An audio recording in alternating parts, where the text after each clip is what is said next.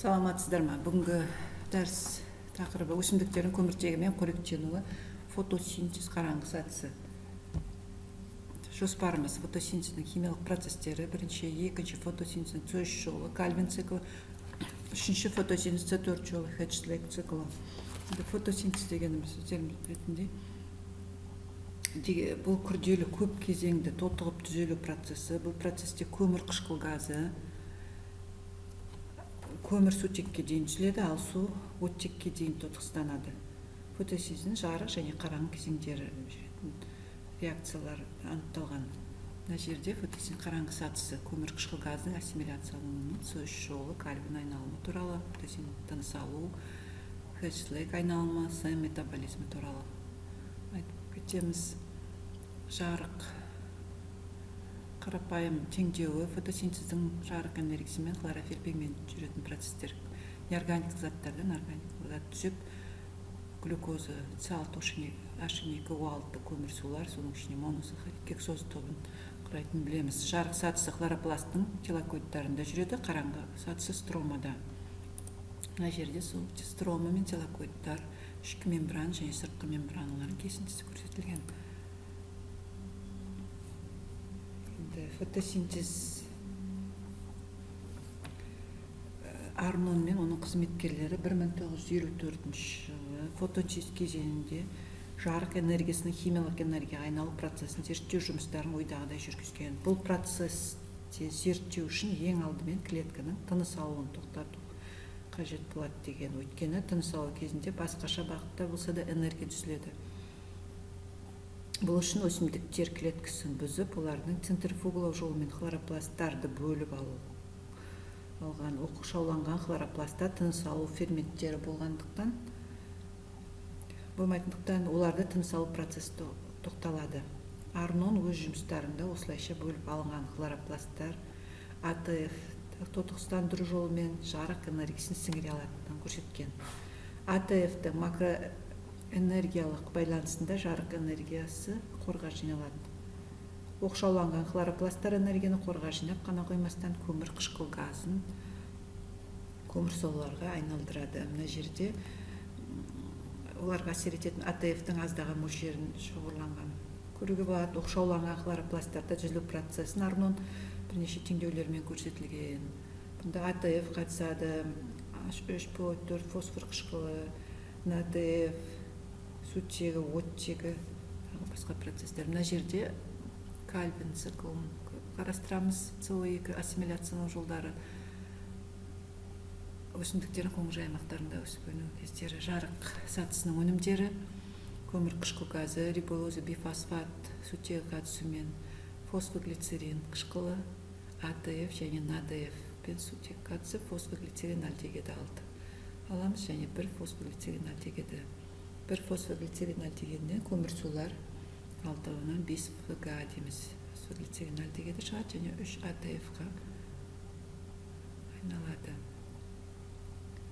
Бұл жерде Кальвин алғаш радиоактивті көміртегін фотосинтезді зерттеуге пайдаланады. Оны қолдана отырып ағзаға өткен көміртектің қалай өзгергенін, оның қандай қосылыстар құрамына кіретінін, жылдамдығының қандай екенін білуге болады. Радиоактивті қосылыстар изотопты индикатор деп аталады. Изотоптар дегеніміз атомдарының ядросындағы зарядтардың саны бірдей, массасының әртүрлі болуы. Әртүрлі қосылыстардағы радиоактивті көміртегін анықтау үшін Гейгер-Мюллер есептегіші пайдаланылған. Кальвин осы есептегіші пайдаланумен бірге қағаз хроматографиясында қолданған.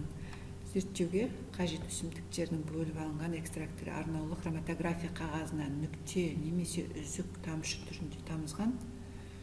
Содан кейін қағаздың төменгі ұшын органикалық еріткіш құйылған ыдысқа малып, жоғарғы ұшын іліп қойған. Сол кезде қағаздағы нүктелер еріткішке ериді, қағаз жайылады. Әрбір қосылыстардың өздеріне тән ергіштік қасиеті болады. Алынған хроматографияны рентген пленкасымен орайды. Радиоактивті сәулелер болған жерлерде фотоэмульсия қарайып кетеді. Кальвин осы қарайған жерлері фотосинтездің өнімдерін идентификтеп, олардан қандай зат екенін анықтаған. Осы зерттеуде CO2 радиоактивті қосылыс салынған зерттелетін зат ретінде хлорелла балдырлары өсіріп, оның фотосинтез процесінің көмірқышқыл газымен жүргізіледі. Ассимиляциялау уақытын 1 минуттан 1 секундқа дейін, тіпті секундтан аз мөлшерге дейін қысқарып отырған Кальвин зерттеу нәтижесінде радиоактивті қосылыс беретінін дәлелдеген, және бұны 3 кезеңге бөлуге болады деген, немесе цикл, немесе айналым дегеніміз. Мына жерде саты, Кальвин айналымын 3 сатыға: карбоксилдену сатысы, тотықсыздану кезеңі, регенерация кезеңі. Карбоксилдену сатысында рибулеза дифосфат көмірқышқыл газымен реакцияға түседі. Оны реакцияның нәтижесінде тұрақсыз 6 көміртекті қосылыс түзеліп, олар кейіннен фосфоглицерин қышқылының 2 молекуласына өзгереді. Реакция фотосинтез процесінің арнаулы ферменттері РДФ карбоксилазымен дейміз, рибулеза дифосфаты карбоксилазымен жүреді. Өсімдіктер жапырақтарында осы фермент көп. Ол хлоропласт ағуыздарының негізгі фракциясы болып есептеледі. Ферменттердің құрылуына сәуле үлкен рөл атқарады. Мұнда карбоксилдану сатысы рибулеза бисфосфат, фосфорибулеза киназы ферменті мен рибулеза 1,5 дифосфат көмірқышқыл газы және фосфоглицерин қышқылы пайда болады. Бұнда рибулеза бифосфат карбоксилазы ферменті қатысады.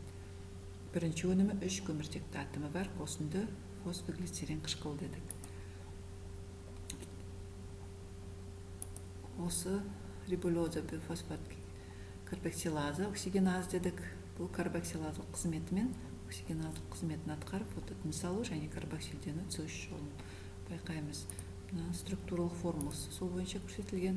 Екінші кезең тотықсыздану сатысы. Бұнда фосфоглицерин қышқылының кейінгі кездегі ыдырауы фотосинтездің сәуле энергиясын пайдаланып жинаған өнімдерінің қатынасымен өтіп отырады. Бұл реакция нәтижесінде 6 молекула фосфоглицерин альдегиді синтезделеді.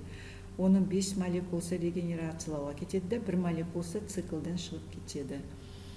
3 ФГК фосфоглицерин қышқылы, АТФ 3 фосфоглицерат киназы ферментінен 1,3 фосфоглицерин қышқылы пайда болып, сосын АДФ никотинамин адененді нуклеотид фосфат пен H сутегі тотықсыздану арқылы фосфоглицерин альдегиді пайда болады. Үшінші кезең регенерация кезеңі. Акцептордың регенерациялану процесінде 5 молекуласы жұмсалады, соның нәтижесінде рибулезадан 5 фосфаттың 3 молекуласы түзіледі. ФГА дедік 6, 1 ФГА, 5 ФГА. Және біріншіден көмірсулар, екінші РБФ. Яғни 5 фосфоглицерин альдегид түзіледі дедік, содан рибулеза бифосфат пайда болады. Бұнда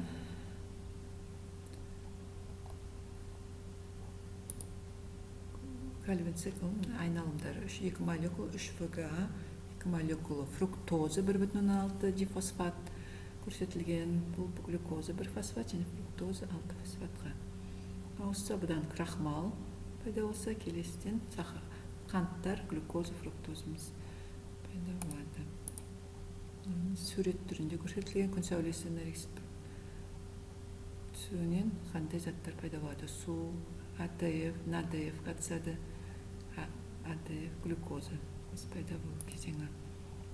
Қараңғыдағы реакциялар атап кеткен рибулеза бифосфат пен көмірқышқыл газынан НАДФ, H және H қосылған және 1,3 фосфор дейміз, 3 фосфорлар қосылуымен 6 РБФ, глюкоза, суымыз, НАДФ, АДФ және фосфат бейорганик зат пайда болады. Кальвин циклы барлық өсімдіктерге тән, бірақ көмірқышқыл газын Кальвин циклын жеткізуінің әртүрлі жолдары бар. Фототінсіз алу гликолатты цикл көрсетілген. Бұл процесте оттегі сіңіріліп, көмірқышқыл газы босап шығады. Фототінсіз алудың алғашқы өнімі гликол қышқылы, сондықтан да оны гликолат жолы деп атайды. Көмірқышқыл 3 жолы, оттегі фототінсіз алу жүреді, рибиско оксигеназалық рөлін атқарады.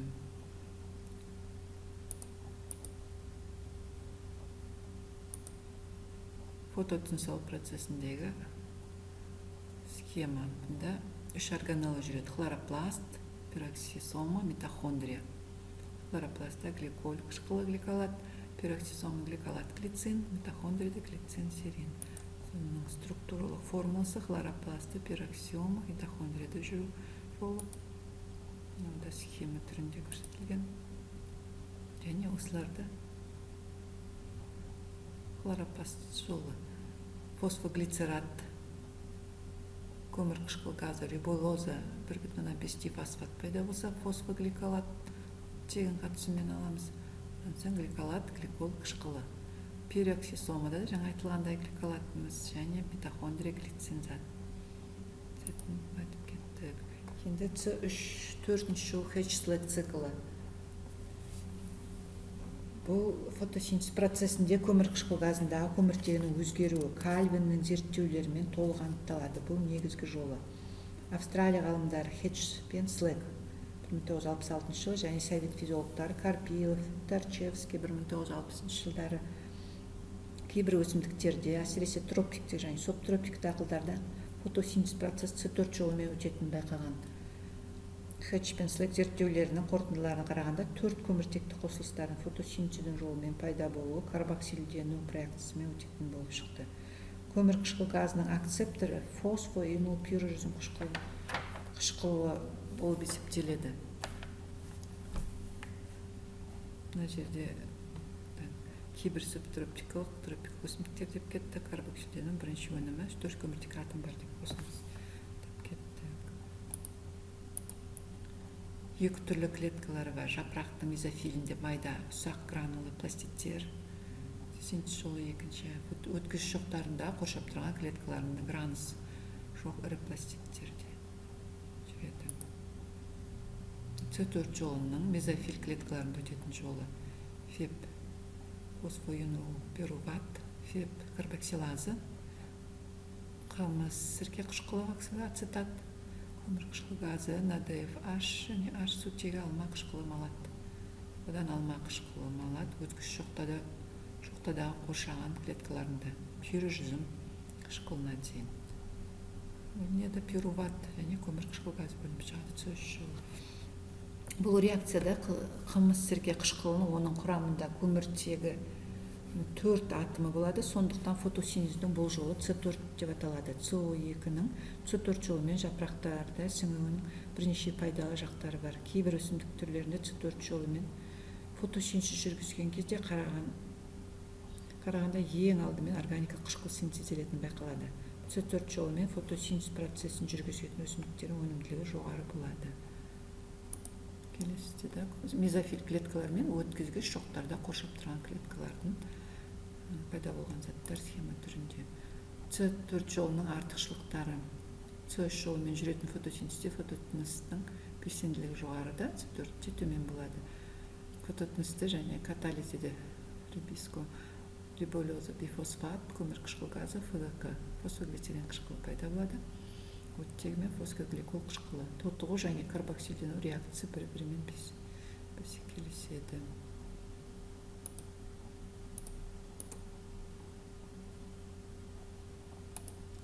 С4 жолының жүретін хлоропласттарда және оттегі мөлшерінің төмен болады, себебі онда ФЖ жұмыс істейді бірінші және оттегі бөлінбейді.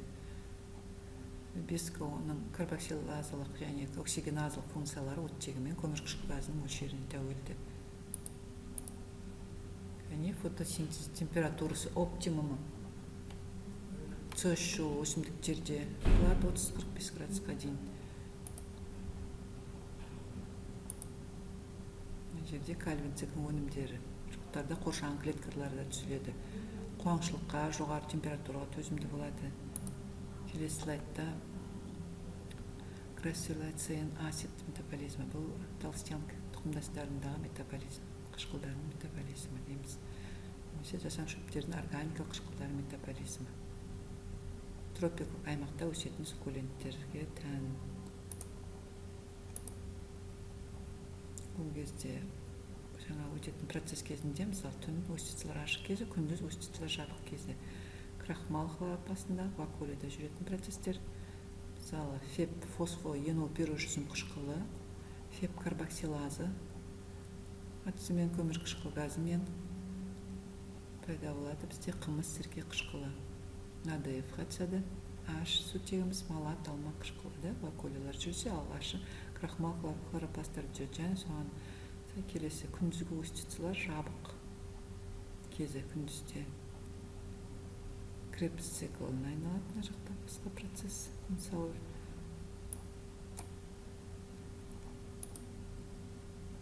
устицалы ашық және жабық кезеңдері схема түрінде берілген.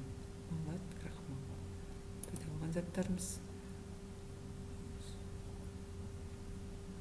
Келесі Кальвин циклы күндіз синтезделуі және өсімдіктердің кейбір өсімдіктер су жетіскен жағдайда фотосинтез шығуына ауысуы мүмкін.